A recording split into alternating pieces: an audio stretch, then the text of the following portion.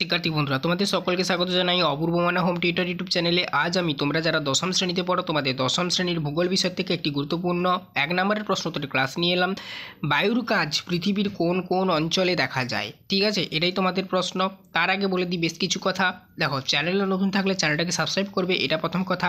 তার কারণটা হচ্ছে তোমরা যারা দশম শ্রেণীতে পড়ো তোমাদের দশম শ্রেণীর সমস্ত বিষয়ের ক্লাস আমার চ্যানেলে আপলোড করা হয়, যাতে প্রত্যেকটি ক্লাসের নোটিফিকেশান তোমাদের কাছে ঠিক করে পৌঁছায়। এই জন্য চ্যানেলটাকে সাবস্ক্রাইব করে বেল আইকন অপশানে সেভ রাখবে।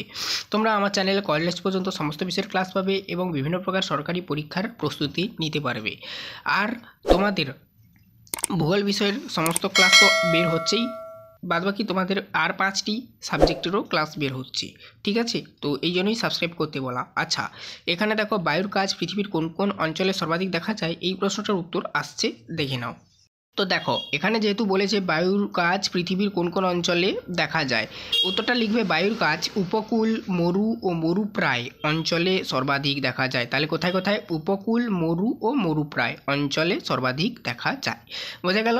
তো দেখো, এইরকমই তোমাদের ক্লাস 10-এর ভূগোল বিষয়ের 1 নম্বরের, 2 নম্বরের, 3 নম্বরের, 5 নম্বরের যত যা প্রশ্ন একটি একটি করে আলোচনা করা রয়েছে। সমস্ত ক্লাসগুলো প্লেলিস্টের মধ্যে পাবে, যে যার নাম্বার ওয়াইজ আলাদা আলাদা প্লেলিস্ট করা রয়েছে।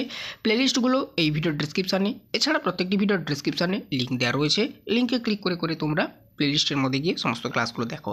ঠিক তেমনিভাবে ইতিহাস, ভূগোলের পর তারপরে জীবনবিজ্ঞান, ভৌতবিজ্ঞান, গণিত, ইংরেজি, তোমাদের যটা সাবজেক্ট রয়েছে সমস্ত সাবজেক্টের ক্লাস বের হয়। দেখতে থাকো, চ্যানেলটাকে সাবস্ক্রাইব করে বেল আইকন অপশানে সেভ রাখবে।